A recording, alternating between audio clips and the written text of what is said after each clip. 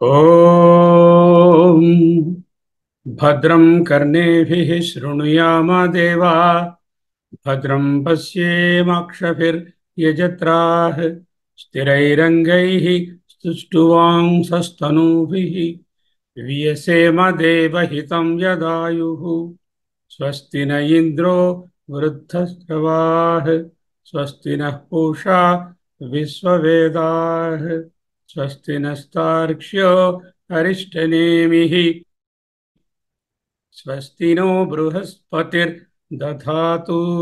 ఓం శాంతి శాంతి శాంతి. ప్రశ్నోపనిషత్తు అధ్యయనం. నాలుగవ ప్రశ్న. నాలుగవ ప్రశ్నలో 8 మంత్రాలు 7 మంత్రాలు చక్కగా చూసుకున్నాం. ఈరోజు రాబోయే మంత్రం చూస్తాం. ముందుగా హరి ఓం. ఓం పరమాత్మనే నమః. ఓం పిప్పలాదరుషయే నమః. ఓం శ్రీ శంకర గురవే నమః. పరమ ఋషిభ్యో బ్రహ్మ విద్యా సంప్రదాయ కర్తృభ్యో వంశ ఋషిభ్యో సంహద్భ్యో గురుభ్యః నమో నమః. నాలుగవ ప్రశ్న 7 మంత్రాలు అయిపోయాయి. 8వ మంత్రం చూడబోతుంది. ఇది తరువాత 9, 10, 11 ఇంకొక ఎపిసోడ్గా ఉంటుంది. 9, 10, 11 చిన్న చిన్న మంత్రాలు. విషయం కూడా సంక్షిప్తంగా ఉంటుంది. దానిని వచ్చే బుధవారం ముగించుకొని కాన్ఫరెన్స్కు ముందే ఈ 4వ ప్రశ్నను సమాప్తం చేసి పక్కన పెట్టుకుంటాం. మళ్ళీ కాన్ఫరెన్స్ అయ్యాక 5వ ప్రశ్నలోకి ప్రవేశిస్తాం. ఈనాడు 8వ మంత్రం. అది స్పృశించడానికి ముందు 7వ మంత్రం ఒక్కసారి ప్రత్యభిజ్ఞ చేసుకుంటాం. అంటే రికలెక్షన్, రికాపిచ్యులేషన్. 6, 7 పోయినసారి చదువుకున్నాం. వాటి రికాపిచ్యులేషన్ ఇప్పుడు చేస్తుంది. కస్యేతత్ సుఖం భవతి, ఈ సుఖం ఎవరికి చెందుతుంది అనేటటువంటిది 3వ ప్రశ్న. ఏతత్ శరీరే సుఖం భవతి, విచ్ శరీరే? కారణ శరీరే. కారణ శరీరం అంటే ప్రాజ్ఞుడు. ఈ ప్రాజ్ఞునకు ఈ సుఖము కలుగుతుంది. తర్వాత స తేజస అభిభూతో భవతి, ఈ సుషుప్తిలోకి వచ్చేసరికల్లా తేజస్సు చేత అడ్డగించబడతాడు. సహా అంటే ఆ లోపల ఎక్స్పీరియన్స్ చేస్తున్నటువంటి చిదాభాస లేక జీవాత్మ తేజస అభిభూతో భవతి. ఆయన తేజస్సు చేత ఆయన అభిభూతుడవుతాడు. అంటే అడ్డపడుతుంది. ఏమిటి అడ్డపడుతుంది? 2గా చెప్పుకున్నాం. పిత్తం అడ్డపడుతుంది. అగ్నిది పిత్తాఖ్యేన, అగ్ని అనేటటువంటి తేజస్సు వలన అడ్డపడుతుంది. అంటే పిత్తం ఎక్కువ అవుతే ఈ కలల తాలూకా ఫ్లో ఆగిపోయి సుషుప్తిలోకి వెళ్ళిపోతుంది. లేకపోతే సవిశేష చైతన్యాన్ని నిర్విశేష చైతన్యం అడ్డుకుంటుంది అని చెప్పుకోవచ్చు. సవిశేష చైతన్యాన్ని నిర్విశేష చైతన్యం అడ్డుకుంటే మనసు కలలను ఆపేసి డీప్ స్లీప్లోకి సుషుప్తిలోకి పోతుంది. తేజస అంటే 2 అర్థాలు చెప్పారు. ఒకటి అగ్నితత్వము, సౌరేణ పిత్తాఖ్యేన. రెండవది నిర్వికార చైతన్యము, సవిశేష చైతన్యాన్ని అడ్డగించడం. దీని వలన ఏమిటవుతుంది? అన్ని వాసనా ద్వారములు మూసుకోబడతాయి. తిరస్కృత వాసనా ద్వారా భవతి. ద్వైత భావనుడు ఇంకా లేవు. ప్రపంచం లేదు, ప్లూరాలిటీ లేదు, శరీరం లేదు, పిల్లలు లేరు, ఏ విధమైనటువంటి కన్ఫ్యూషన్స్ లేవు. ఇప్పుడు ఆనందం మిగులుతుంది. అని ఆనందం జారిపోతుంది. మళ్ళీ పొద్దున్న అయ్యేసరికి టు డూ లిస్ట్ రెడీ అవుతుంది. కాబట్టి ఇది కోశానందము. ఎవరు అనుభవిస్తారు? కారణ శరీరం అనుభవిస్తారు. కారణ శరీరము జడము కదా, అంటే చైతన్యంతో కూడిన కారణ శరీరం అనుభవిస్తుంది. విజ్ఞానం, అక్కడ విజ్ఞానం ఎలా ఉంటుంది? ఆ స్థితిలో నిరాబాధం, ఏ విధమైనటువంటి కన్ఫ్యూషన్స్, దేని చేత బాధింపబడినది, అంటే ఏ విధమైన ఒడిదొడుకులు, అలజడులు, వేవ్స్, ద్వంద్వాలు లేని స్థితి. ఇది ఎలా ఉంటుంది? విశేషములేవీ లేవు. ఏమిటి విశేషము? ఇదిగో కొండ, అదిగో ఏనుగు, ఇదిగో ఇల్లు, అదిగో ల్యాప్టాప్, విశేషాలు. ఇవన్నీ అవిశేషేణ ఎక్కడుంటుంది? శరీర వ్యాపకం ప్రసన్నం భవతి. శరీరం అంతా ఈ కారణ శరీరము అక్కడ వ్యాపించి ఉంటుంది. ఇదే సుషుప్తి. శరీరం అంటే కారణ శరీరం. ఏతత్ సుఖం భవతి కస్యేతత్ సుఖం భవతి. ఎవరికండి ఈ సుఖం అనుభవము? కారణ శరీరం సుషుప్తి సుఖం భవతి. ఇంద్రియ సుఖము కాదు. ఎందుకు కాదు? ఇంద్రియ సుఖము మైసూర్ పాక్ తినడము, మంచి ప్రదేశానికి వెళ్ళి ఆహ్లాదంగా తిరిగి రావడము ఉన్న ఇంద్రియ సుఖము కాదు. ఎందుకు? ఇంద్రియాలు ఆల్రెడీ వెనుదిరిగిపోయి ఉన్నాయి కాబట్టి. అవిద్య కామ కర్మ నిబంధనాన్ని కార్యకరణాన్ని శాంతాన్ని భవంతి. అంటే అన్నీ శాంతమవుతాయి. శాంతాన్ని భవంతి. ఏమిటి శాంతమవుతాయి? కార్యకరణాన్ని శాంతాన్ని భవంతి. కార్యములు కరణములు, కార్యములు కరణములు కూడా శాంతించాయి. కార్యం అంటే శరీరము, కరణం అంటే ఇంద్రియము. ఎందువలన ఈ కార్యకరణాలు ఎలా వచ్చాయి? ఇవన్నీ కామ కర్మ నిబంధనాన్ని కార్యకరణ. కామకర్మలతో హేతు నిబంధనాన్ని అంటే కారణభూతమైనటువంటి కార్యకరణములు శాంతాన్ని భవంతి. అవెందువల్ల వచ్చాయండి? అవిద్య కామకర్మ నిబంధనాన్ని కారణాన్ని శాంతాన్ని భవంతి. జీవుడు ప్రజ్ఞలో కారణ శరీరము ప్లస్ ఆత్మ వెలుగులో చిదాభాసలో తెలుసుకుంటాడు. సౌమ్య యథా వయాంసి వాసో వృక్షం సంప్రతిష్టంతే యథా ఏ విధముగా వయాంసి పక్షులు వాసో వృక్షం వాటి వాటి రెసిడెన్షియల్ ట్రీని సంప్రతిష్టంతే చేరుతాయో, ఎలాగైతే ఏ గూటి పక్షి ఆ గూటికి చేరుతుందో. సౌరేణ పిత్తాఖ్యేన తేజస అన్నారు భగవత్పాదులు. సూర్యకాంతిచే నాడుల యందు జనింపబడిన పిత్తము అనే తేజస్సు పూర్తిగా సర్వతః అభిభూతో భవతి. శరీరం అంతటా అన్ని వాసనా ద్వారాలు మూసివేయబడ్డాయి. వాసనా ద్వారాలు ప్రకటితం అవడమే జాగ్రత్త. వాసనలు క్రియారూపాన్ని ధరించడమే జాగ్రత్త. వాసనా ద్వారాలు మూసివేయబడమే సుషుప్తి. No doors.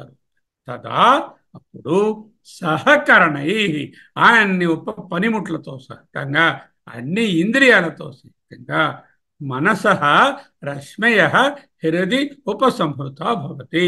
మనసు యొక్క రశ్ములు అంటే మనసు యొక్క వృత్తులు హృదయమునందు ఉపసంహృత భవంతి. వెనుకొక తిరిగి ఉంటాయి. అలాగా దారు అగ్నివత్. దారునందు అగ్ని ఉన్నది. ఎక్కడ ఉన్నది? కట్టెలో అగ్ని దారువంతా ఉన్నది. అలాగే నిద్రలో దారువులో అగ్ని వలె శరీరం అంతటా ఈ ఆనందము ఈ కారణ శరీరం ద్వారా వ్యాపించి ఉంటుంది. ఎలాగా? అవిశేషేణ విజ్ఞాన రూపేణ. అవి విశేషమైన విజ్ఞానము కాదు, అవిశేషమైన విజ్ఞాన రూపంగా కృత్స్నం శరీరం ది ఎంటైర్ బాడీ వ్యాపించి అవతిష్టతే నిలిచి ఉంటుంది. విశేష జ్ఞానం ఏదీ లేనటువంటి ఎరుక దేహమంతా వ్యాపించి ఉంటుంది అంటూ తెలుస్తుంది. ఇంకా ఏంటంటున్నారు?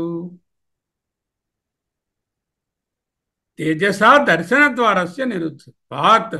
తేజస్సు చేత ఈ వాసనలు అనేటటువంటివి బయటకు వచ్చే ద్వారములు ఏవైతే దర్శన ద్వారములో కిటికీలో ఏవైతే డోర్లో వాటి ద్వారా ఈ వాసనలు బయటకు వచ్చి కార్యక్రమాలను చేస్తాయో, కార్యకరణములను నిర్వర్తిస్తావా అన్నిటినీ పనిలో పెడతాయో ఆ దర్శన ద్వారాలు నిరుద్ధత్వాత్ మూసివేయబడుటచే రెండు విధాలుగా ఉంటుందని చూసాం. యద్విజ్ఞానం నిరాబాధం. ఏ విధమైనటువంటి వృత్తులు ఆలోచనలు ఏవీ లేవు. అవిశేషణ ఏ విశేషములు లేని శరీర వ్యాపకం కృత్స్నం. మొత్తం శరీరం అంతా వ్యాపించి ప్రసన్నం భవతి.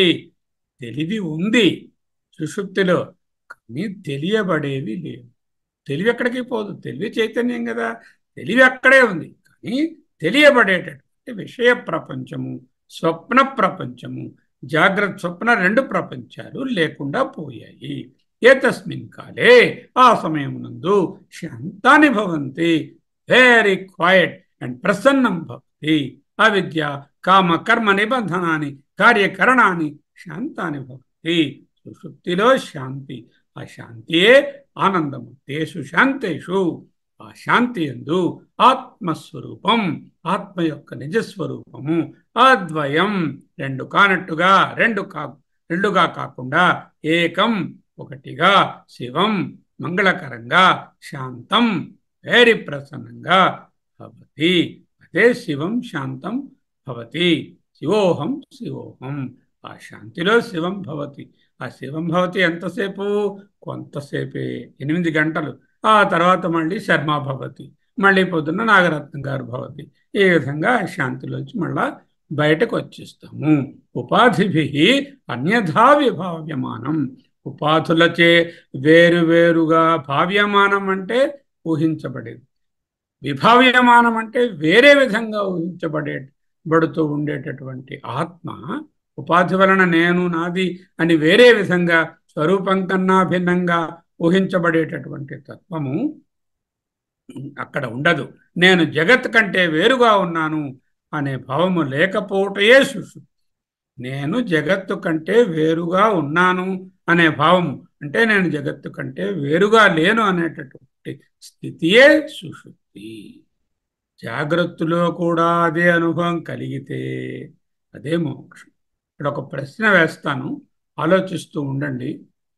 మనము జాగ్రత్త ప్రపంచంలో ఉన్నామా? జాగ్రత్త ప్రపంచము మనలోనున్నదా? నేను జాగ్రత్తలోనున్నానా? జాగ్రత్త ప్రపంచము నాలోనున్నదా? దీనికి ఆన్సర్ తెలిస్తే ఆత్మజ్ఞానం అర్థమైనట్టే. ఎలా పక్షులు సాయంత్రానికి తాము నివాసం ఉన్న గూటికి చేరుకుంటాయో అలా అన్నీ పరమాత్మలో సర్వం పరాత్మని సంప్రతిష్టంతే.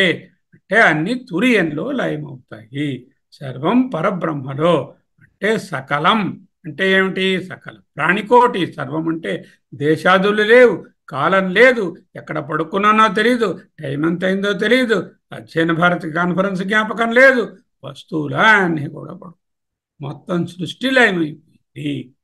ఇలాగా ఈ మంత్రం నుంచి కస్మిన్ను సర్వే సంప్రతిష్టా భవంతి అనేటటువంటి 5వ ప్రశ్నకు జవాబు వస్తుంది. ఈ లయం అవడము పరే ఆత్మని సంప్రతిష్టంతే సర్వం అన్నారు కదా, అది ఎలా వీలవుతుందండి అనేది నేర్పిస్తుంది. అన్నీ ఎందులో లయమవుతాయి? తత్సర్వం పరాత్మని సంప్రతిష్టం. అన్నీ పరమాత్మలో లయమవుతాయి. పరమాత్మ ఏమిటో తరువాత వచ్చే 2 మంత్రాలలో వివరణ వస్తుంది. ఇక్కడ చక్కని దృష్టాంతం. 2 మంత్రాలు ఏమిటి? 8, 9. ఈరోజు 8 చూస్తాం. ఆ దృష్టాంతం ఏమిటి? ఇదిగో పక్షులు. ఆ పక్షుల దృష్టాంతంతో ఏ విధముగా చెట్టు నుండి బయటకు వెళ్ళి బాహ్యంగా ప్రవర్తించినటువంటి పక్షుల వలె ఇంద్రియాల ద్వారా ఈ వాసనలన్నీ బయటకు పోయి ఇంద్రియ వ్యాపారాలు చేసుకుని మళ్ళీ ఎప్పుడైతే ఆ వాసనలుగా పోవడానికి ఆ ద్వారం అడ్డుపడుతుందో మళ్ళీ అవన్నీ తమ సొంత గూటికి చేరినట్లుగా వెనుకకు పరమాత్మలో మరలుతాయి అని చెప్తుంది. ఇక్కడ కర్తృ కరణ కర్మ వికల్ప అంటే 3. కర్తృ చేసేవాడు, కరణము చేసే ఇంద్రియము, కర్మ ఆ విషయం, ద్రష్టు దర్శన దృశ్యము, ప్రమాత ప్రమాణ ప్రమేయం, భోక్త భోగ్యము భోగకరణము అనేటటువంటి దానిని డిస్కస్ చేస్తూ చూద్దాం. 8వ మంత్రం చూడండి, చదువుతాను, జాగ్రత్తగా వినండి. పృథివీ చ పృథివీ మాత్రా చ ఆపశ్చ ఆపో మాత్రా చ తేజశ్చ తేజో మాత్రా చ వాయుశ్చ వాయుమాత్రా చ ఆకాశశ్చ ఆకాశమాత్రా చ చక్షుశ్చ ద్రష్టవ్యం చ శ్రోత్రం చ శ్రోత్రవ్యం చ ఘ్రాణం చ ఘ్రాతవ్యం చ రసశ్చ రసయితవ్యం చ త్వక్చ స్పర్శయితవ్యం చ వాక్చ వక్తవ్యం చ హస్తౌ చ ఆదాతవ్యం చ ఉపస్థ చ ఆనందయితవ్యం చ వాయుశ్చ విసర్జయితవ్యం చ పాదౌ చ గంతవ్యం చ మనశ్చ మంతవ్యం చ బుద్ధిశ్చ బోద్ధవ్యం చ అహంకారం చ అహంకర్తవ్యం చ చిత్తం చ చేతయితవ్యం చ తేజశ్చ విద్యోతయితవ్యం చ ప్రాణశ్చ విధారయితవ్యం చ. చాలా పొడుగు మందు, కానీ ఒకటి అర్థం చేసుకుంటే అన్నీ అవే. ఏమిటి చెప్తున్నారు? పృథివీ చ పృథివీ మాత్ర చ. పృథివీ పృథ్వీ మాత్ర చాలా క్లియర్గా తెలుసుకోవాలి. మనము చూస్తున్నటువంటి స్థూలంగా కనిపిస్తున్నటువంటి పృథివీ అనేటటువంటిది పంచీకృతము చెందినటువంటి స్థూలభూతము. పంచీకృతము చెందిన స్థూలభూతంలో 5 అంశాలు ఉంటాయి. ఏమిటి? పృథివీ 50%, 12.5% జలము, 12.5% అగ్ని, 12.5% వాయువు, 12.5% ఆకాశం. ముందు చూశాము పంచీకరణ. పృథివీ అనగా స్థూల పృథివీ. స్థూల పృథివీ అనగా పంచభూతముల పంచీకృత సమాహారము. In the respective proportions of prithvi 50%, 12.5 జలం, 12.5 అగ్ని, 12.5 వాయు అండ్ 12.5 ఆకాశం. పృథివీ మాత్రం అంటే సూక్ష్మభూతం. పృథివీ మాత్రం అంటే సూక్ష్మభూతము. పృథివీ యొక్క సూక్ష్మభూత తత్వం ఏమిటి? గంధం. అంటే పృథివీ యొక్క సూక్ష్మభూతం అంటే గంధము. పృథివీ అంటే స్థూలభూతము, పృథివీ మాత్ర అంటే సూక్ష్మభూతము లేక గంధతత్వము. మాత్ర అంటే ఓన్లీ, పృథివీ ఓన్లీ. అక్కడ మిగతా 4 కలయిక లేదు. ఎక్స్క్లూజివ్లీ ద ఎర్త్ తాలూకా తన్మాత్ర, తత్ దాని యొక్క మాత్ర, ద ఓన్లీనెస్ ఆఫ్ పృథివీ. వాట్ ఈస్ ద ఓన్లీనెస్ ఆఫ్ పృథివీ? గంధం, సూక్ష్మభూతం. ఒకటి తెలుసుకున్నారు కదా. మిగతావన్నీ అలాగే. ఆపశ్చ ఆపో మాత్ర చ, నీరు, నీటి యొక్క తన్మాత్ర అయినటువంటి రసము అంటే రుచి తెలుసుకునేటటువంటి పద్ధతి. తేజశ్చ తేజోమాత్ర చ, అగ్ని, అగ్ని స్థూలమైన అగ్ని, తేజోమాత్రం అంటే సూక్ష్మమైన అగ్ని అంటే రూపము. వాయుశ్చ వాయుమాత్ర చ, స్థూలమైన వాయువు, మనం చూస్తున్న వాయువు, మనం అనుభవిస్తున్న వాయువు. ఈ వాయువు తాలూకా మాత్ర అంటే దాని తాలూకా స్పర్శ గుణము. ఆకాశశ్చ, ఆకాశము ఈ స్పేసు, దాని మాత్ర శబ్దము. అంటే పృథివీ, ఆపస్సు, తేజస్సు, వాయువు, ఆకాశము అనే 5 స్థూలభూతములు, వాటి వాటి తన్మాత్రలు లేక మాత్రలు అనబడేటటువంటి మొదటిదేమో గంధము, రెండవదేమో రసము, మూడవదేమో రూపము, నాలుగవదేమో స్పర్శ, ఐదవదేమో శబ్దము అనేవన్నీ కూడా ఏమిటవుతాయి? ఈ మంత్రంలో చెప్పలే. ముందు మంత్రంలో ఏం చెప్పారు ఏమిటవుతాయని? సర్వం పరాత్మని సంప్రతిష్ఠతే. అంటే ఇది అక్కడికి తెచ్చుకోవాలి. సర్వం, ఇవన్నీ కూడా పరాత్మని సంప్రతిష్ఠతే అనేటటువంటిది ఇక్కడ తెచ్చుకో. ఇక్కడికి అది ఇంపోర్ట్ చేసుకుంటే అన్ని పరాత్మలో కలుస్తాయి. అంతేనా? చక్షుశ్చ ద్రష్టవ్యంచ, చక్షు అనేది కరణము, ఇంద్రియం. ద్రష్టవ్యం అనేది దాని తాలూకా విషయం. అంటే చూపు, చూచేది, చూచిన విషయము. చక్షుశ్చ ద్రష్టవ్యంచ అంటే భోగ కరణము, ఇంద్రియము, భోగ్య వస్తువు, ఈ 2.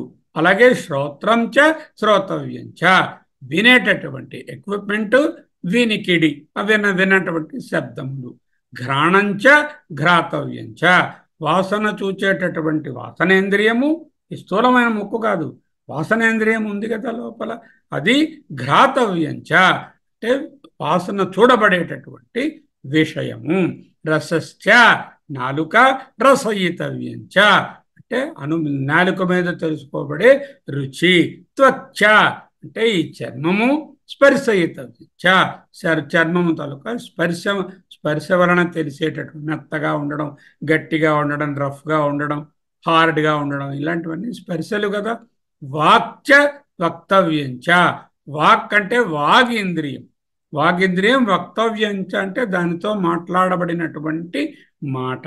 హస్తౌచ దాతవ్యంచ, హస్తౌ ప్లూరల్ ఎందుకు పెట్టారు? 2 ఉన్నాయి కదా. హస్తౌచ దాతవ్యంచ వాటి చేత చేసే పనులు, ఇవ్వడము మొదలైనటువంటి. ఉపస్థచ ఆనందయితవ్యంచ, ఉపస్థ అంటే జననేంద్రియాలు, జననేంద్రియాలు వాటి ద్వారా పొందే ఆనందాలు. పాయుశ్చ విసర్జనేంద్రియాలు, వాటి తాలూకా విసర్జితవ్యంచ. జననేంద్రియాలు అంటే ఏమిటో, విసర్జనేంద్రియాలు అంటే ఏమిటో చాలా వివరంగా చెప్పు. అవన్నీ కూడా పాదౌచ అంటే రెండు పాదాలు ఉన్నాయి కదా, అందుకే పాదౌచ గంతవ్యంచ, పాదములు అవి వెళ్ళేటటువంటి చోట్లు, మనశ్చ మనసు, మంతవ్యంచ మనస్సుతో ఆలోచించేటటువంటివి, బుద్ధిశ్చ బుద్ధి మరియు బోద్ధవ్యంచ బుద్ధిలో తెలిసేటటువంటి నిర్ణయాలు, అహంకారంచ అహంకారము, అహంకారము యొక్క కర్తవ్యము అంటే నేను అనేటటువంటి భావం, నేను అనేది అహంకారం అవుతే నాది అనేటటువంటి అహంకర్త, చిత్తం చేతయితవ్యం చ చిత్తము చేతన, చేతన చైతన్యానికి చిన్న వ్యత్యాసం ఉంది చెప్తాను. తేజశ్చ విద్యోతయితవ్యం చ అలాగే తేజస్సు దానివల్ల తేజస్సు వల్ల తెలిసేటటువంటి అంటే ఏమిటో చూద్దాం. ప్రాణశ్చ ప్రాణములు విధారయిత, ఇది మంత్రం. అంటే ఏమిటైంది? స్థూలభూతములు సూక్ష్మభూతములు, ఇంద్రియములు ఇంద్రియముల విషయములు, ప్రాణములు ఆ ప్రాణములు దేనిని నిలబెడుతున్నాయో అవి, ఇవి అన్నీ కూడా ఏమిటవుతాయి? సర్వం పర ఆత్మని సంప్రతిష్టంతే, ఇవన్నీ ఆ పరాత్మలో తత్సర్వం పరాత్మని సంప్రతిష్టంతే అనే దానికి ఆ తత్సర్వం కిం తత్సర్వం అని అడిగారు కదా అవతారికలో, అదిగో ఆ సర్వాన్ని ఈ మంత్రం బోధిస్తుంది. చూద్దాం. పృథివీ చ పృథివీ మాత్ర చ భూమి భూమి తన్మాత్ర, ఆపశ్చ ఆపమాత్ర చ నీరు నీటి తన్మాత్ర, నీటి తన్మాత్ర అంటే రసం, భూమి తన్మాత్ర అంటే గంధం, తేజశ్చ తేజో తన్మాత్ర చ అగ్ని అగ్ని తన్మాత్ర అంటే రూపము, వాయుశ్చ వాయు తన్మాత్ర చ వాయువు వాయు తన్మాత్ర అంటే స్పర్శ, ఆకాశశ్చ ఆకాశమాత్ర చ ఆకాశము ఆకాశమైన తన్మాత్రం అంటే శబ్దము, చక్షుశ్చ ద్రష్టవ్యం చ చక్షు కన్ను, ద్రష్టవ్యం కంటితో చూసే రూపం, శ్రోత్రం చ శ్రోతవ్యం చ చెవితో వినే శబ్దము, ఘ్రాణం చ ఘ్రాతవ్యం చ ఘ్రాణేంద్రియము దానితో పీల్చే వాసన, రస్యశ్చ రసయితవ్యం చ నోరు నోటితో పొందేటటువంటి రుచి, రస అంటే నోరుని కాదు యాక్చువల్గా నాలుక అని చెప్పుకో, త్వక్చ స్పర్శయితవ్యం చ చర్మము చర్మంతో కలిగేటటువంటి స్పర్శ, వాక్చ అంటే ఇక్కడ వాక్ అంటే వాగింద్రియం నోరు కాదు, వాగింద్రియం అని రాసుకో. వాగింద్రియానికి రెండు పనులు ఉన్నాయి కదా, ఒకటి టెస్ట్ చేయడం, రెండోది మాట్లాడడం. నోటితో వక్తవ్యంచ అంటే మాట్లాడబడేది, హస్తౌచ దాతవ్యంచ చేతులతో ఆ దాతవ్యంచ తీసుకోబడేది, ఉపస్థ ఆనందయితవ్యంచ జననేంద్రియం దానితో ఆనందించబడేది, వాయుశ్చ విసర్జితవ్యంచ విసర్జనేంద్రియం విసర్జించబడేది, పాదౌచ గంతవ్యంచ పాదాలు రెండు పాదాలతో వెళ్ళగలిగేది, మనశ్చ మంతవ్యంచ మంతవ్యశ్చ మనస్సు మనసుతో ఆలోచించబడేది, బుద్ధిశ్చ బోద్ధవ్యంచ బుద్ధితో తెలుసుకోబడేది, అహంకారశ్చ అహంకర్తవ్యంచ నేను అనే స్ఫురణ ఆ నేనుగా అనే దాంతో తెలుసుకోబడే నాది అనేటటువంటి, చిత్తంచ చేతవ్యంచ చిత్తం అంటే జ్ఞాపకం అని చెప్పుకోవచ్చు, లేకపోతే చిత్తం అంటే చేతన అని తెలియదు, తేజశ్చ విద్యోతయిత కాంతిలో ప్రకాశింపబడేది, ప్రాణశ్చ విధారయితవ్యం చ ప్రాణముతో ముడిపడి ఉన్నవి, తత్సర్వం పరాత్మని సంప్రతిష్టంతే. ఆ మాట ఇందులో లేదు, ఆ ముందు శ్లోకంతో ముందు మంత్రంతో అన్వయం చేసుకోవాలి, అన్నీ దానిలో అన్వయం చేసుకోబడతాయి, అన్ని దాంట్లో కలుస్తాయని చెప్పి కిం తత్సర్వం అని ప్రశ్న వేసుకుని ఈ మంత్రాన్ని తెచ్చుకుంది. పృథివీ స్థూల పృథివీ తన్మాత్ర గంధము, నీరు స్థూలభూతమైనటువంటి నీరు అంటే ఐదింటితో పంచీకరణం చెందినటువంటి నీరు, నీటి తన్మాత్ర అంటే ఓన్లీ నీటి తత్వమైనటువంటి రస అనేటటువంటి మాత్ర, అగ్ని అంటే స్థూలమైనటువంటి అగ్ని పంచీకృతమైన అగ్ని తన్మాత్ర అంటే అగ్ని యొక్క తన్మాత్ర తత్వమైన రూపము, వాయువు పంచీకృతమైన స్థూలభూతమైన వాయు తన్మాత్ర, ఆకాశం పంచీకృతమైన ఆకాశం తన్మాత్ర. ఇక్కడికి ఏమయ్యాయి? పంచస్థూలభూతాలు, పంచ సూక్ష్మభూతాలు అన్నీ కూడా తత్సర్వం పరాత్మని సంప్రతిష్టంతే, అన్నీ అందులో కలిసిపోతాయి. అంతేకాదండి, కన్ను కంటితో చూసే రూపము, చెవి చెవితో వినే శబ్దము, ముక్కు ముక్కుతో పీల్చే వాసన, నాలుక నాలుకతో పొందే రుచి, చర్మం చర్మంతో కలిసే స్పర్శ, అంటే పంచ జ్ఞానేంద్రియాలు, బుద్ధీంద్రియాలు అని చెప్తారు భగవద్పాద. నోరు అంటే ఇక్కడ వాగింద్రియము, దానితో మాట్లాడబడేది. చేతులు, చేతులతో తీసుకోబడేది. జననేంద్రియం, దానితో ఆనందించబడేది. విసర్జనేంద్రియం, దానితో విసర్జించబడేది. పాదాలు, పాదాలతో వెళ్ళగలిగేది. మనస్సు, మనసుతో ఆలోచించేది. బుద్ధి, బుద్ధితో తెలుసుకోబడేది. నేను అనే స్ఫురణ, నేనుగా తెలుసుకోబడేది.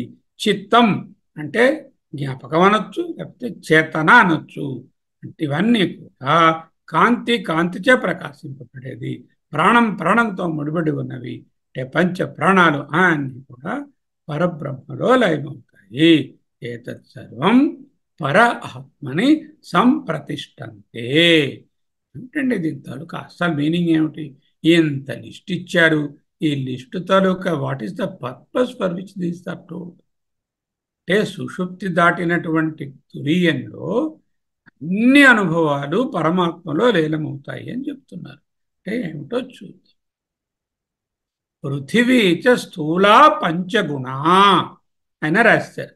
పృథివీ అనగా స్థూల పృథివీ అంటే 5 గుణములు కలిగినది. అంటే పంచీకృతమైనటువంటి పృథివీ.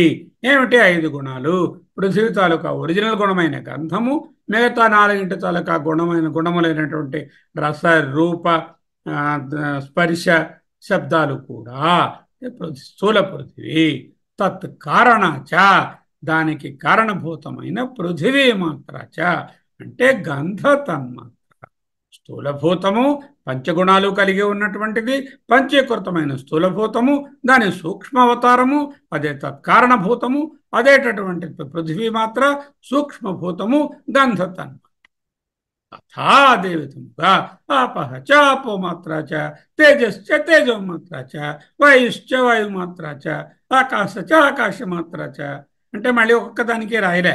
ఆపహ అంటే స్థూలమైనటువంటి నీరు, ఆపోమాత్ర చ అంటే దాని తాలూకా ఏకైక తత్వమైనటువంటి రస అనేటటువంటి గుణము, తేజశ్చ తేజోమాత్ర చ అంటే అగ్ని, అగ్ని యొక్క ఏకైక గుణం స్థూలమైనటువంటి అగ్ని అంటే పంచీకృతమైనటువంటి అగ్ని, తేజోమాత్ర అంటే దాని తాలూకా ఏకైక గుణమైనటువంటి రూపము, వాయువు అంటే పంచీకరణం చెందిన వాయువు, స్థూలమైనటువంటి వాయువు, వాయుమాత్ర అంటే దాని తాలూకా స్పర్శగుణము, ఆకాశచ అంటే పంచీకృతమైన ఆకాశము, ఆకాశమాత్ర అంటే దాని తాలూకా ఏకైక గుణమైనటువంటి స్పర్శ.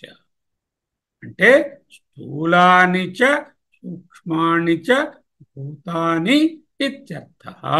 అంటే స్థూలభూతములు మరియు సూక్ష్మభూతములు అని అర్థం.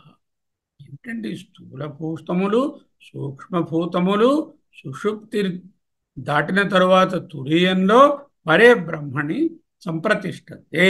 ఎలా స్థూలభూతాలు కలిసిపోతున్నాయి? స్థూలభూతాలు ఎలా డిజాల్వ్ అయిపోతున్నాయి? స్థూలభూతాలు బయట ఉన్నాయి కదా. ఆ స్థూలభూతాలు మనకి పైనగా అనుభవంలో ఉన్నాయి. ఇవి ఎలా వెళ్ళిపోతున్నాయి పరమాత్మలోకి? అదే ఇక్కడ ట్రిక్. దాన్ని అర్థం చేసుకో. తథా చక్షుష అంటే ఇంద్రియము, రూపంచ ద్రష్టవ్యం అంటే ఇంద్రియము, ఇంద్రియము యొక్క విషయము అంటే ఏమంటున్నాయి? ప్రమాత, ప్రమేయము, ప్రమాణము. ప్రమాత అంటే తెలుసుకునేవాడు, ప్రమేయము అంటే తెలుసుకోవడానికి ఉపయోగించే ఇంద్రియము, ప్రమాణము అంటే ఇంద్రియము, ప్రమేయం అంటే తెలుసుకునేటటువంటి రూపం. ఎదురుగుండా కొన్న కొండ, గులాబీ, టేబుల్, లైటు అవన్నీ ప్రమేయం. ప్రమాణము కన్ను. అంటే ప్రమేయము, ప్రమాణము కూడా లయమైపోతుంది. ప్రమాత గురించి చెప్పలే, ద్రష్ట గురించి చెప్పలే, ఈ కర్త గురించి చెప్పలే. ఓన్లీ ప్రమేయము, ప్రమాణము అన్నారు. ఏమిటి ప్రమేయము?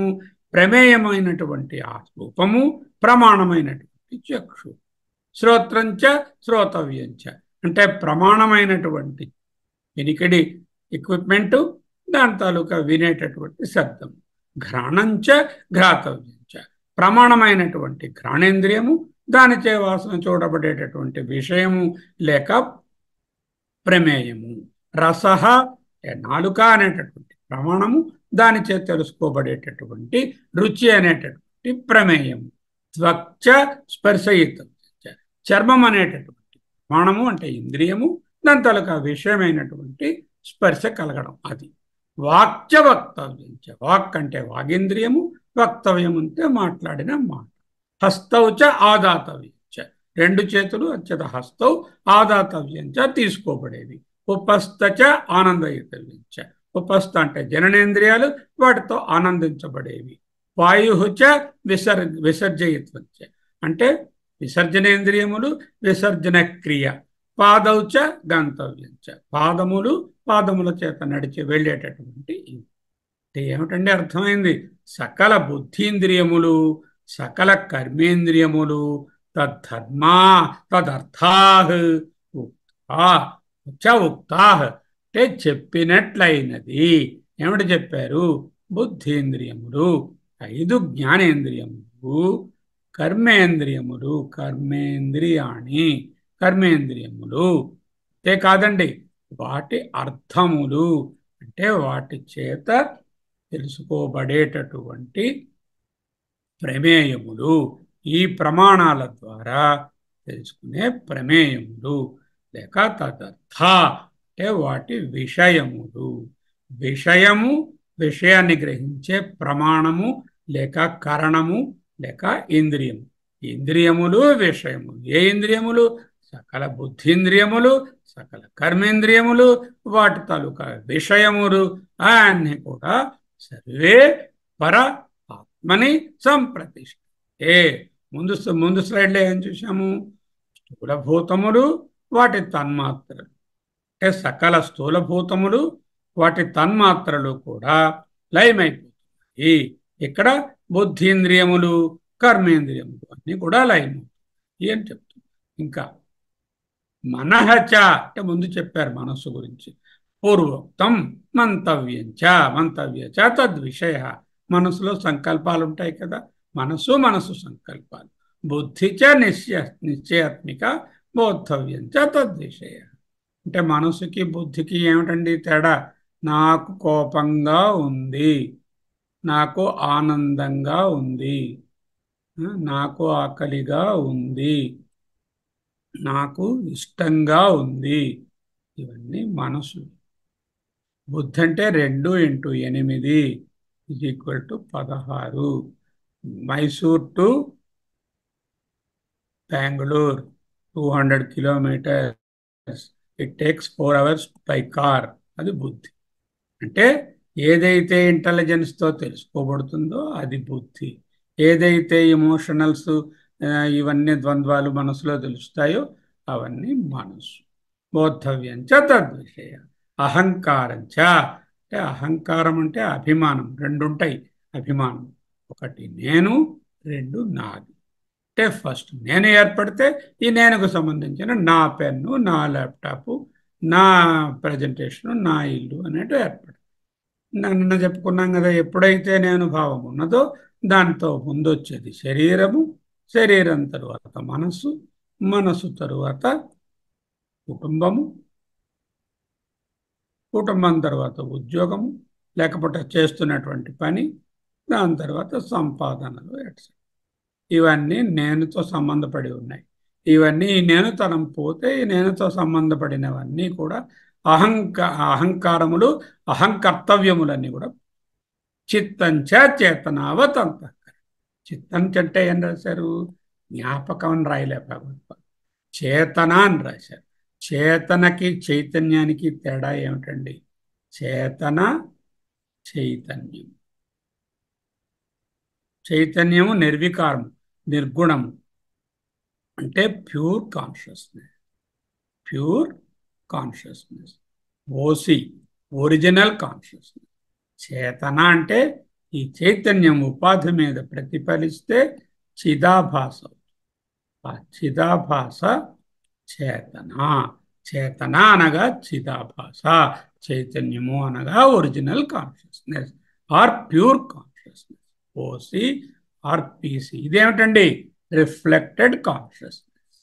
అంటే ఈ చేతన, అంటే చిదాభాస, చిదాభాసలో ఉండేటటువంటి చేతనావత్ అంతఃకరణ. చిత్తం అంటే చేతనావత్, అంటే చిదాభాసగా ఉన్న అంతఃకరణము. దానిలో తెలిసే ఆ చిదాభాసలో ప్రతిఫలమవుతున్నటువంటి విషయములు చేతయి. తేజ అనడానికి ఏం రాశారు భగవత్పాదులు? స్వగింద్రియ వ్యతిరేకేణ. ఒక ప్రత్యేకమైన విశ్లేషణ, very sort of difficult to understand.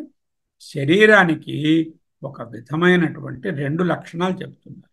ఒక లక్షణం ఏమిటి? స్పర్శ. ఒక లక్షణము స్పర్శ. శరీరాన్ని ఇలా ముట్టుకున్నాం అనుకోండి, తెలుస్తుంది. ఏదైనా గట్టిగా ఉందా, మెత్తగా ఉందా, వేడిగా ఉందా, చల్లగా ఉందా, స్మూత్గా ఉందా, రఫ్గా ఉందా, తెలిసేది స్పర్శ. అది ఒక పార్ట్. రెండవది, శరీరానికి ఉండేటటువంటి ఒక విధమైనటువంటి కాంతి, వెలుగు, ప్రకాశ విశిష్ట. అంటే త్వగింద్రియము చూడండి, ఒక్కొక్క యానిమల్ ఉందంటే ఒక్కొక్కలా ప్రకాశిస్తుంది. కొన్ని చేపలు ఇలా మెలమెల మెరిసిపోతూ ఉంటాయి. కొన్ని ఇవేమో రఫ్గా ఉండి ప్రకాశం తక్కువగా ఉండి ఉంటాయి. కొన్ని యానిమల్స్, మరి రైనోసారస్ చూసారనుకోండి, ప్రకాశం తక్కువగా. చేపలు మెలమెల మెరిసిపోతున్నాయండి అంటే. అలాగే కొందరు వ్యక్తులు కూడా మెలమెల మెరిసినట్టు ఉంటారు, కొంతమంది కొంచెం డల్గా ఉంటారు. అంటే త్వగింద్రియంలో స్పర్శ అనేటటువంటి స్పెషల్ సెన్సు, ప్రకాశం అనేటటువంటి జనరల్ సెన్సు రెండు ఉన్నాయి. కాబట్టి త్వగింద్రియ వ్యతిరేకేణ, ఇంద్రియ వ్యతిరేకేణ, స్పర్శేంద్రియము కాకుండా వేరైన ప్రకాశ విశిష్టాన్ని యా ఏదైతే ఉందో ఆ త్వక్, ఇక్కడ తేజ అంటూ చెప్తున్నారు. తేజ అంటే సూర్యుడు అని చెప్పాల. ఎందుకు? ఇదంతా వ్యష్టికి సంబంధించినటువంటిది కదా. వ్యష్టిలో తేజస్సు ఏమిటి? చూడండి, కొంతమంది మహాత్ములు, విజ్ఞానులు, వైజ్ఞానికులు, బాగా చదువుకున్న వాళ్ళు, ఎక్కువ వెల్ లెర్నెడ్ పీపుల్, వాళ్ళకి తెలియకుండానే వాళ్ళలో మనకు ఒక తేజస్సు కనిపిస్తుంది. వాళ్ళని చూడగానే అబ్బా ఎంత తేజస్సుతో ఉన్నారు అనిపిస్తుంది. అయితే అది పైకి క్లియర్గా ఇది అని చెప్పరానటువంటి ఒక అనుభవం. దానినే ప్రకాశ విశిష్ట యాత్వక్. అది ఉంటుందా? అది విలీనమైపోతుంది. ఇప్పుడు ఈ సుషుప్తి దాటిన అవస్థలో తయా నిర్భాస్యో విషయో విద్యోతయితవ్యం. అంటే దాని తాలూకా కాంతికి సంబంధించినటువంటి ప్రత్యేకమైన ఏ అనుభవం ఉన్నదో అది ప్రాణహచ. అంటే ప్రాణం అంటే ఏమిటండి? భగవత్పాదులు ఏమన్నారు? సూత్రం అన్నారు. అంటే చూడండి, ఇక్కడ ఒక మణి, ఇక్కడ ఒక మణి, ఇక్కడ ఒక మణి, ఇక్కడ ఒక మణి, మధ్యలో ఒక సూత్రం. అంటే ఈ మణులు అంటే, లేదా మాల అనుకోండి, పువ్వు, ఇంకొక పువ్వు, ఇంకొక పువ్వు, మధ్యలో ఆకు, ఇవన్నీ పెట్టి కడతాం. మాకు దాంట్లో మధ్యలో ఉండేది సూత్రం. అలాగే శరీరంలో బుద్ధి, మనస్సు, అంతఃకరణము, చిత్తము, కాళ్ళు, చేతులు, ముక్కు, నోరు, జ్ఞానేంద్రియాలు, ఇవన్నీ ఉన్నాయి. ఎన్నిటి సమాహారము కదా, దేహేంద్రియ సమాహారం. వీటన్నిటినీ కలిపి గుర్చి ఉంచేది ఏమిటండి? సూత్రం, ప్రాణం. అందుకే వ్యష్టిలో సూత్రాత్మ, సమిష్టిలో సూత్రాత్మ అంటాం. ఇక్కడ కూడా ప్రాణం అంటే సూత్రం. అంటే ప్రాణం అంటే సూత్రం అని ఏదైతే చెప్పబడుతుందో, దేని యందు ఇవన్నీ గృచ్చబడి ఉంటాయో, విధారయితవ్యం, సంగ్రథనీయం. విధారయితవ్యం అనేటటువంటి ఉపనిషత్ మాట అయితే దానికి ఆయన మీనింగు సంగ్రథనీయం అని భాష్యం రాశారు. సంగ్రథనీయం అంటే కూర్చబడి ఉందో. ఎన్ని ఇంద్రియాలు చెప్పండి, శరీరంలో ఉన్న సర్వలక్షణాలు కూడా ప్రాణంతోనే కూర్చబడి ఉన్నాయి. ఈ ప్రాణం అనే థ్రెడ్ లాగేస్తే ఇవన్నీ వేటికవి డిజాల్వ్ అయిపోతాయి, అవి పనికి రాకుండా. చేత ఈ ఇంద్రియాలన్నీ కూడా ఉపరతి చెంది ఉన్నప్పుడు ప్రాణం చాలా సూక్ష్మంగా ప్రాణిస్తున్నప్పటికీ ఈ ప్రాణశక్తి కూడా ఈ పరాత్మలో లయమయ్యే ఉంటుంది అని చెప్తున్నారు. సర్వం అంటే ఇంత ఎందుకండి ఈ లిస్టు? ఒక్క మాటలో చెప్తాను వినండి. సర్వం హి అని నిశ్చయంగా సర్వం అన్నీ ఏమిటవి? కార్య అంటే శరీరము, ఇంద్రియాలు. కారణానుంది, కారణాన్ని కరణాన్ని దిద్దుకోమన్నారు తత్వవిధానంద గారు. పుస్తకంలో కారణం ఉంది. కరణ జాతం అంటే ఇంద్రియ జాతం అంటే గ్రూప్, అంటే the group of all the indriyas, antahkaranas, the sthula sharira, సూక్ష్మ శరీర, ప్రాణ అన్నీ కూడా పర అర్థేన, పారార్థేన. పర అంటే వీటికంటే సూపర్ అయిన, వీటికంటే పై స్థాయిలో ఉన్న, పరమైన, అధ్యేన అంటే అర్థము కోసం. ఏమిటా పరార్థము? పరాత్మ. సంహతం అంటే ఏదైతే ఈ పరార్థము కోసం కూర్చబడి ఉన్నదో ఈ కార్యకరణ కరణ జాతమంతా ఎందుకు పుట్టింది? ఈ కార్యకరణ జాత పరమాత్మకు ఉపాధిగా ఉండి ఆ చైతన్యం వ్యక్తం అవడానికి పుట్టింది. కారులో ఉన్న వేరియస్ పార్ట్స్ ఎందుకు తయారు చేశారు? ఈ పార్ట్స్ అన్నీ కలిపి అసెంబుల్ చేస్తే కారుకు ఒక ఓనర్ ఉంటాడు, ఓ యజమాని కొనుక్కుంటాడు. అలాగే ఈ కార్యకరణ జాతంతా కూడా యజమాని కోసం చేయబడింది. ఎవరండి ఆ యజమాని? శుద్ధ చైతన్యమా? కాదు కదా. శుద్ధ చైతన్యం ఏది కాదు, జీవాత్మ. ఎవరి కోసం ఇవన్నీ కూర్చబడ్డాయి? కార్యకరణ జాతం పారార్థ్యేన జీవాత్మకు సంహతం కూర్చబడి ఉన్నది. చెప్పడం ఎందుకండి? నామరూపాత్మకం. వీటన్నిటి పేర్లు నామము రూపము అనే రెండిట్లో చెప్పియొచ్చురా. నువ్వు ఏం చెప్పు, పేరు లేకపోతే రూపం, ఇతర అపియరెన్స్ అండ్ ద నేమ్ అనేటటువంటి. చూడండి, సినిమాకి వెళ్తాము, సినిమాకి వెళ్ళి కూర్చుంటాం, హీరో హీరోయిన్, అక్కడ సీనరీలు, కొట్లాటలు, డ్రామా, సంగీతం అన్నీ కూడా నామరూపములే కదా. అక్కడ నామము రూపము తీసేస్తే ఆ సినిమాలో ఇంకేదైనా ఉందా? ఏదీ లేదు కదా. అక్కడ పేరు రూపము తీసేసాం అనుకోండి సినిమాలోంచి, ఏముండదు, అంతా నామరూపం. అంటే సర్వం హి కార్యకరణ జాతం. నేను దిద్దుకోమన్నా, కరెక్టే, దిద్దుకుంటేనే కరెక్ట్, కారణం కాదు కదా. ఇక్కడ కార్యకరణ జాతం పారాధ్యేన సంహతం నామరూపకం. ఏతావదేవ, ఇంత మాత్రమేనరా.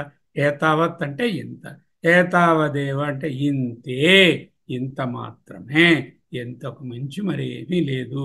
ఎంత లిస్టు చదివినా అంతా నామరూపమే. ఈ నామరూపాత్మకమైన సకల ప్రపంచము వ్యష్టి తాలూకా అనుభవాలు, ఇంద్రియాలు, ఇంద్రియ అనుభవాలు, స్థూలభూతాలు, సూక్ష్మభూతాలు, తన్మాత్రలు, ఈ త్వక్ తాలూకా ఈ కాంతి, లేకపోతే ప్రాణము, సూత్రాత్మ, ప్రాణంచే గుర్చబడి ఉన్నవి, సర్వం హి కార్యకరణ జాతం పారార్థ్యేన. ఇంకొకరి ప్రయోజనము కొరకు. అర్థం అంటే ప్రయోజనం. ఎవరి ప్రయోజనము కొరకు? జడమైనటువంటి ఇంద్రియ ప్రయోజనము కాదు, శరీర ప్రయోజనము కాదు, చేతనము ఎప్పుడు మారనటువంటి చైతన్య కోసం కాదు. అంటే చేతనము రిఫ్లెక్ట్ అయినటువంటి చేతన ఉంది కదా, ఆ చిదాభాసుడు, ఆ విజ్ఞానాత్మ, ఆ విజ్ఞానమయుడు, విజ్ఞానమయ పురుషుడు, లేకపోతే జీవుడు, లేక జీవాత్మ అనే కొరకు సంహతం కూర్చబడినటువంటిది నామరూపాత్మకం. నామరూపములుగా కనిపిస్తున్న ఏతావత్ ఇంతే, ఏవా మాత్రమే, ఇంత మాత్రం. అంటే జాగ్రత్తగా అబ్జర్వ్ చేయాలి. అవతారిక అతః పరం యద్ ఆత్మరూపం జలసూర్యకాదివత్ భోక్తృత్వ కర్తృత్వేన ఇహ అనుప్రవిష్టం అన్నారు. అది వచ్చే మంత్రానికి. అయితే ఈ మంత్రంలో భోక్త చెప్పలేదు, ద్రష్టని గురించి చెప్పలేదు, ఎవరు అనుభవిస్తున్నారో కర్త గురించి చెప్పలేదు. ఇంద్రియము, ఇంద్రియ అనుభవము, భూతములు, వాడు తన్మాత్ర, అవే చెప్పారు. కానీ వీటికి ఎవరయ్యా ద్రష్ట, ఎవరయ్యా భోక్త, ఎవరయ్యా కర్త, ఎవరయ్యా దీని తాలూకా ప్రమాత అనే విషయం చెప్పలేదు. అది 9వ మంత్రంలో ఆ ప్రమాత ఎవరో వస్తుంది. ఆ ప్రమాత ఎవరు? ఇగో ఈ జీవాత్మయే, ఈ విజ్ఞానమయ పురుషుడే ఆ ప్రమాత. ఆ ప్రమాత 9వ మంత్రంలో వస్తుంది.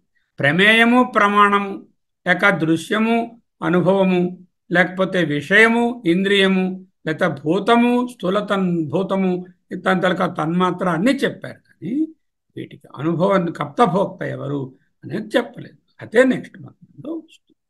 చూద్దాం. వస్తువులను మనం చూస్తామా? వస్తువులను చూడం. సంగీతాన్ని వింటామా? వినము.